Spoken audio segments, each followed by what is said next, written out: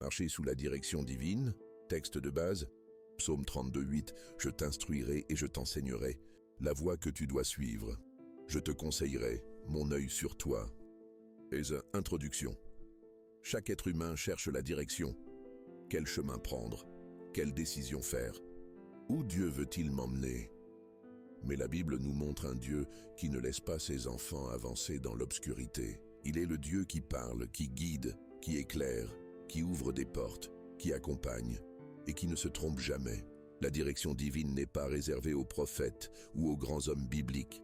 Elle est la promesse pour tout enfant de Dieu, aujourd'hui encore. La direction divine commence par une relation. Proverbe 3, 5, 6. Confie-toi en l'Éternel de tout ton cœur. Il aplanira tes sentiers. Dieu conduit ceux qui se confient en lui. La direction divine n'est pas d'abord une information, mais une relation. Dieu ne dirige pas un cœur partagé. Dieu ne force pas un cœur rebelle. Dieu éclaire un cœur qui se soumet. Illustration. Un GPS ne sert à rien si on refuse de suivre les instructions. De même, Dieu parle, mais nous devons être disposés à écouter. Application.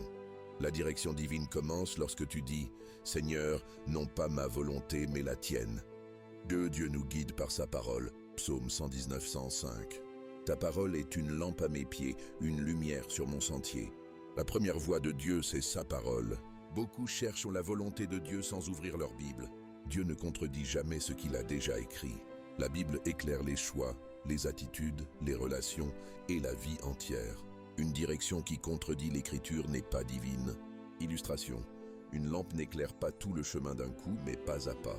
Ainsi agit la parole dans nos vies. Application. Avant de demander « Seigneur, que dois-je faire ?» Demande « Qu'as-tu déjà dit à ce sujet ?» 3.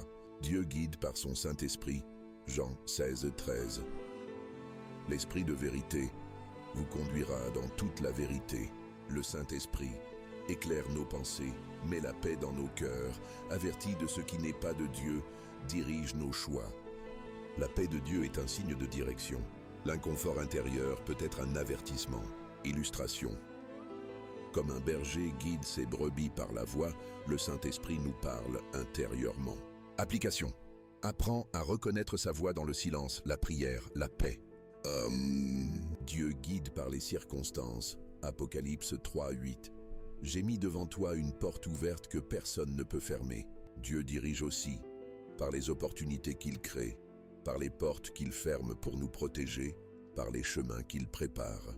Une porte fermée n'est pas toujours un refus, parfois une protection. Une porte ouverte ne signifie pas toujours un oui. Il faut discerner.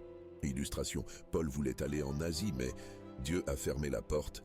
Actes 16, 6, 10. Ce fermement l'a conduit vers le plus grand réveil d'Europe. Application. Ne te décourage pas quand Dieu ferme une porte. Regarde où il est en train de t'ouvrir une autre. Vos dieux donnent la sagesse à ceux qui la demandent. Jacques 1, 5. Si quelqu'un manque de sagesse, qu'il la demande à Dieu, et elle lui sera donnée.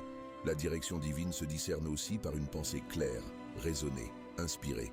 La sagesse protège des erreurs. Dieu honore ceux qui lui soumettent leurs décisions.